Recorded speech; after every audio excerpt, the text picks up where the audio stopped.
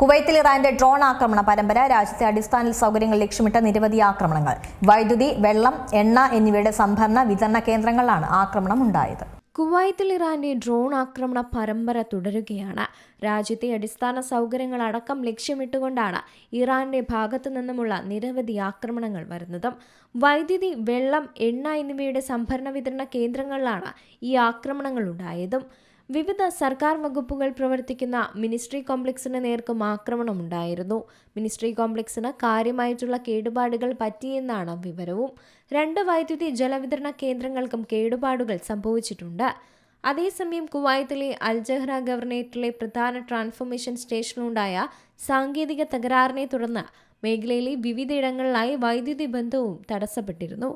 ശനിയാഴ്ച രാത്രിയോടെയായിരുന്നു സംഭവം നടന്നതെന്ന് കുവൈത്ത് വൈദ്യുത ജലം പുനരുപയോഗ ഊർജ്ജ മന്ത്രാലയം ഔദ്യോഗികമായി തന്നെ അറിയിച്ചിട്ടുമുണ്ട്.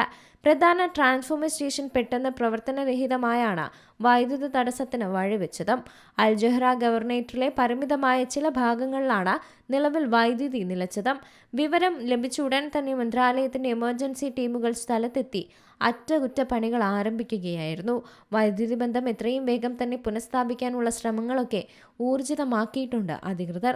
എന്തായാലും കുവൈത്തിലേക്കുള്ള ഇറാന്റെ ഡ്രോൺ ആക്രമണ പരമ്പര അത് തുടരുകയാണ്. വൈദ്യുതി, വെള്ളം, എണ്ണ എന്നിവയുടെ സംഭരണ വിതരണ കേന്ദ്രങ്ങൾ ലക്ഷ്യമിട്ടുകൊണ്ടാണ് ഈ ആക്രമണങ്ങളൊക്കെ തുടർത്തുവിടുന്നത്. ഡ്രോൺ, മിസൈൽ ആക്രമണങ്ങൾ കൊണ്ട് ഗൾഫ് മേഖല അശാന്തമാവുകയാണ്. International desk, Zee Malayalam news. ഏറ്റവും പുതിയ വാർത്തകളും വിശേഷങ്ങളും വിരൽ തുമ്പിലറിയാൻ സീ മലയാളം ന്യൂസ് എല്ലാ ഡിജിറ്റൽ പ്ലാറ്റ്ഫോമുകളിലും ലഭ്യം.